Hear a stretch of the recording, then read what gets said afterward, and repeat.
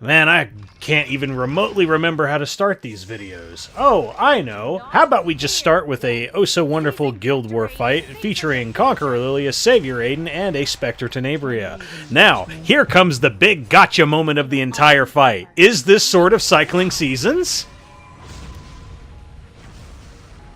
Woo! It is not sort of cycling seasons, and because of that, we did not get absolutely one-tapped like a bitch.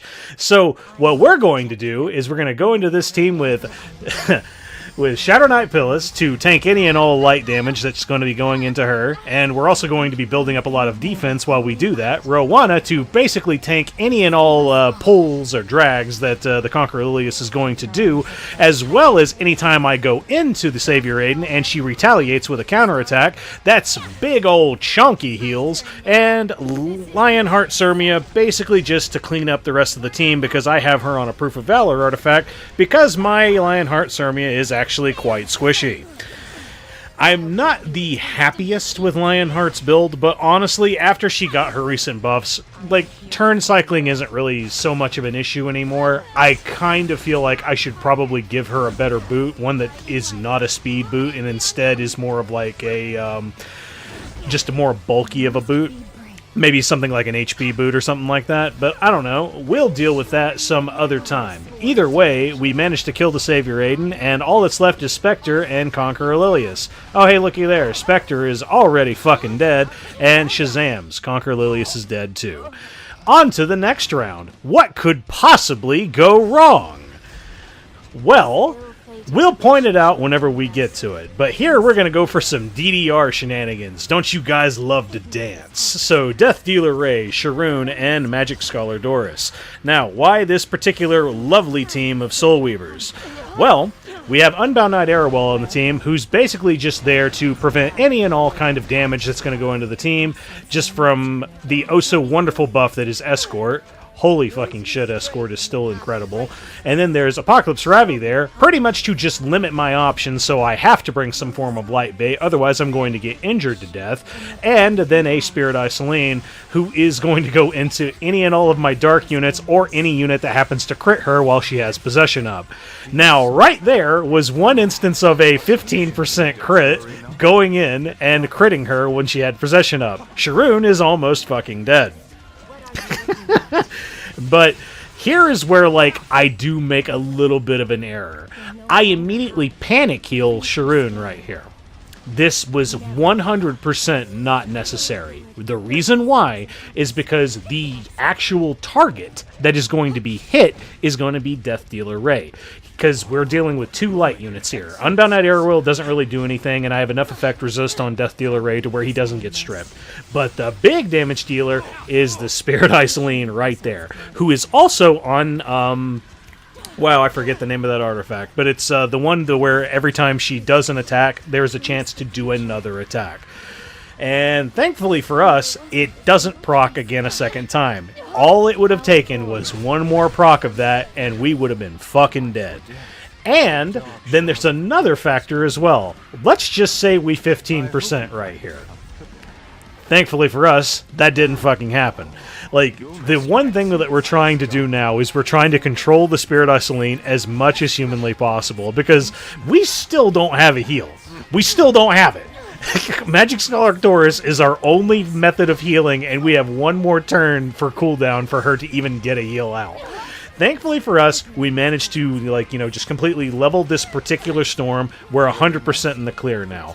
So, well, when I say 100% in the clear, I mainly just mean to survive a little bit longer, but we've gotten off one Cloud of Venom, and after you really get one Cloud of Venom off on Death Dealer Ray, he kind of starts to cycle like an absolute fucking madman. And hey, looky there, it's time for Cloud of Death number 2.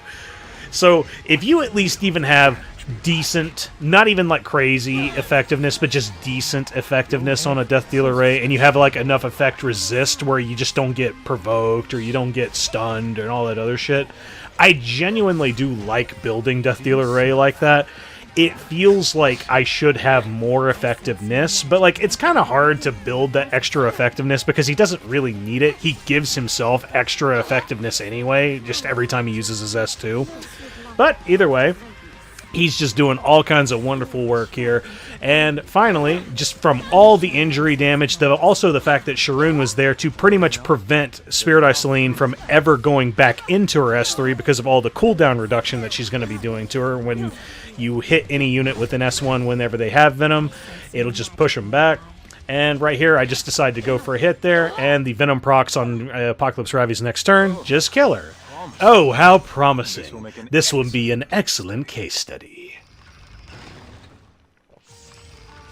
Now, here is another fight that absolutely could go very fucking wrong very, very quickly. So we got Ahmed, we have Arunka, and then we also have... Who was my last unit? That was going to be Fallen CC. So I basically was just like, yo, I'm going to do everything in my power. I don't want to use Dark Corvus. Dark Corvus is easy mode. Like, you can easily throw Dark Corvus onto any of these, like, light-centric kind of units. Just any of them. And this was also before I decided to switch my Arunka over to Little Queen's Crown. So she's still rocking Ubris's Tooth for this. So basically what that means is I was able to kill the Unbound Knight Arowell, but that was Ubris killing. So then she is revived right here by the Spirit Celine. Kind of unfortunate, but hey, you just kind of got to deal with what you got to deal. And also we get very, very lucky going into this Senya as well. We don't really miss. We're not taking like big, massive amounts of damage whenever... Because anytime you miss on... whenever you miss on a Senya, you just take a lot of unnecessary damage. Thankfully for us, we had, like, you know, skill null, we had decent barriers and stuff up, and we straight up, we're not hurting right now. Because that's the one biggest reason why I don't like using Arunka into Senya. But honestly, if you have a good opportunity to go into a Senya, Arunka is actually pretty great. It's just you might need a cleanser on your team just so you don't accidentally kill yourself with reflect damage.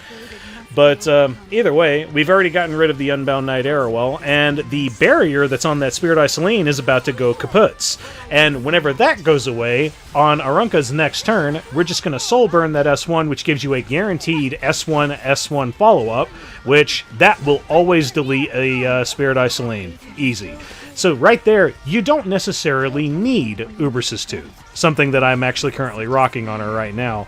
I am going to decide to throw that Ubris's Tooth onto Huayang, and I recently, just now finally, like, finalized her build.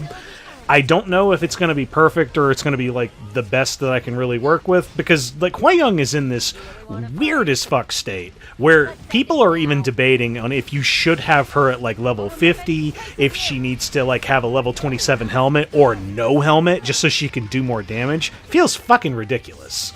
But either way, on to the next fight here, and I'll just go ahead and I'll explain all this one real quick. Lethe is going to kill everything on the fucking field. So, okay, I'll go ahead and I'll explain why. So, we have Shuna here with Destina and Lethe going up against a Mercedes, a Fallen CC, and a ae-KARINA. It's somewhat kind of like a basic team. You almost never see Fallen CC anymore.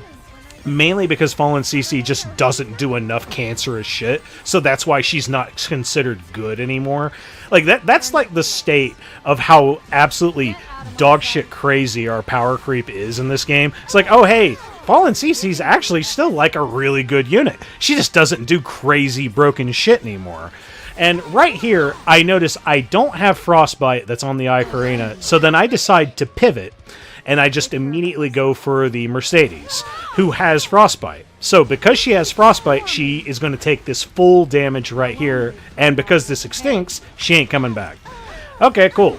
Now, all we have to deal with is ae-KARINA and and Fallen CC. Now, one thing right here in particular that I completely just forgot about was she's been inflicted with Restrict. And whenever you either, like, you know, do a lot of damage to another unit, they go, like, down to below 50% HP or whatever, she'll jump up on the CR bar. So I was, like, really prepared to actually use Shuna's S2. I just straight up haven't had an opportunity to use it yet, and the main reason why is because I'm not taking, like, absurd amounts of damage. Like, the Guardian Ice Crystals that is on Destina is so incredibly based for anytime you're like rocking really, really bulky units, and the fact that Shuna has an HP redistribution, and we have Lethe with us as well. Like, we have... Lethe is basically a battery of HP. She's like this big, huge battery of HP that will just... As soon as I use Shuna's S2, I'll just give, like, everybody else any and all extra health if they actually needed it. So, Shuna runs the biggest risk of being killed, which, thankfully, we also have Destina here with us to revive if necessary. We actually don't need to do that, but that's the main reason why she's there. Just anytime you have to deal with, like, ae-KARINA and all her dumb bullshit shenanigans, she's just an incredible bait for it. Especially because on opening turn, if you just so happen to be faster than everybody else on the other field, you can just, like, you know, slam that S3 just to, like, do, like, an ER check, which is usually kind of fun to do, because I don't have a lot of effectiveness on my Shuna, but I have, like, just enough to where it's like, oh, maybe there's really, like, nothing there to really worry about. Maybe I can rely on putting them to sleep for the sake of, like, gaining a few extra turns, or if, like, just everybody gets hit with something, I'm just like, oh, well, maybe they just have no effect resist at all anyway. And then maybe, like, Lethe can land Frostbite and Restrict and all that other shenanigans. But either way, we're at the end of this fight right here. Lethe did pretty much all of the work, and Destina was there just, you know, being the oh-so-lovely anchor that she is, and Shuna was being the healing battery that she was as well. And with that said, hey, isn't it cool that Lethe can actually do her big damage even if she's provoked? Yeah, you don't need no S3. In fact, the only time you ever really need S3 is if you want to do cheesy shit to get like 3 stacks of Omen really, really fast on like one enemy. And either way, that's the end of that one. Man, we're zooming through this, ain't we? Okay, so here was the absolute super fun fight. I did not expect this to work. This is a Conqueror, Lilias, Choux, and a Senya. I almost never run Solitaria Death Dealer Ray. The reason why is one thing will fuck you up, and that's 15%. If 15% procs even once, and you needed to like just CC in a unit, you're fucking dead. Especially if you look at my team comp right here, we have almost no healing. None at all. So if any CCs start to go through, like any of my CCs fail, and then they just start going in and doing damage, I'm kind of fucked. 100%. But thankfully for us, we were able to get the stun off onto the Choux, so now we can build up a little bit of injury. And the injury is going to be through Venom. Now, the problem is, as soon as the Choux is really goes, then she's going to give herself immunity. Now, the good thing about that is if we can manage to keep her controlled, then we're not going to see the S3, and we're also not going to see any of the immunity that she's going to have. And she's also going to have a lot of injury that's on her, and the more injury that she has on her, just the lower the damage that she's going to deal, because she's an HP scaling unit. So she is the only current, like, true threat at the moment. Like, at any time, she could crit my Death Dealer Ray, she could then activate, like, an extra attack. Like, so much luck is actually happening in this section right here. And then she had so many stacks of Venom on her, Death Dealer Ray just straight up deleted it. Fucking dead. But this is the main reason why I don't run this team. It feels like you are skating on a razor's fucking edge. Any 15%, or any time Choux just decides to kill you, which, that's straight up, you're at the mercy of the RNG. You're completely at the mercy of the RNG. Now, maybe, perhaps, if I actually had good gear and all my units were, like, super fast or whatever, but, like, I mean, hey, I just play turn 2. That's kind of how I like to do it. I don't like doing things super herpaderp fast. It's just not my style. It's just something I don't like to do. But hey, with the true biggest threat already gone, that being Choux, all we have to really do is just worry about Conqueror, Lilias, and Senya, and we've already kind of proven that the Senya is not rocking a whole lot of effect resist. The Conqueror Lilias isn't rocking any effect resist because it's, you know, typical Conqueror Lilias. Hey, I'm gonna go fast as shit, boys! And that's basically all they do. Or they have, like, you know, 150 effectiveness, and then they just, like, make you question your life choices whenever your healer or your cleanser gets provoked or whatever. Yeah, it's, that's always wonderful when that happens. But either way, team is hyper dead. And the only reason why was because the dice was in our favor. Hoorah! Ain't that the best? And I completely forgot to even explain what Moon Bunny did there. I almost never use her, but like, hey, we'll go through this one real quick. So Ran, Summertime Iseria, and Apocalypse Ravi. Ran activates Celine. Celine then kills Summertime Iseria. And then Ran does his bullshit and does not hit my head. Boy, I love 15%. It is the coolest fucking mechanic in the game. So what I'm deciding right here is, hey, how much CR boost is the Ravi going to get if I hit her? Because I could either go into the Ran and get rid of the skill null, or I can do some damage to the Apocalypse Ravi. I then decide to hit the Apocalypse Ravi because it just looked like she wasn't going to cut in front of my Spirit Eye Celine. Pretty big risk to take. There's really no reason to do that when all I really need to do is just, hit the Ran, which is what I decided to do for Ed right here. Now, too much big brain momenting is like happening right now, and I completely forget that I even had Ed here because he has done jack fucking shit. And it's like, oh, wait, Ed didn't hit my Spirit Eye Celine. He hit Ed. I mean, whoops. I mean, the big thing that if you wanted to do and you wanted to make this team safe, but I just didn't want to do it, is instead of Ed, just bring Destina. If you have Destina with you, this is free. Because even if your Spirit Eye Celine dies to like RNL shenanigans or whatever, just bring her back. Just revive her with Destina, and then on the very next turn that you are going to get very, very quickly, just use Spirit Eye Celine to S3 and just kind of roll the team. And with that said, that is the GuildWar. Ooh woo, aren't you guys excited? But anyway, like I was saying before, like I almost never use Moon Bunny, Dominiel, or whatever the hell her name is, mainly because like she's built as like this singularity unit of, hey, I counter Conqueror Lilias if the AI is using her. And it's like, well, that's kind of shitty, especially considering the fact that you have no actual heal in your kit, you don't provide skill null for the team, you only activate like your real mechanics for barrier and like immunity if the other opponent gets an extra turn, and it's just like, damn. This fucking sucks. But like, hey, maybe one day she'll get like a buff and then she'll actually like be a respectable healer or something instead of having to rely on Doctor's Bag to get any form of heals at all. But like, whatever. That's just kind of how it is. I don't have a lot of hope or a lot of like faith in that happening, but hey, it'd be really cool if we just got like big, huge amounts of buffs sometime in the near future. It'd be really, really great. And hey, guess what, guys? I still haven't watched the Mirren video.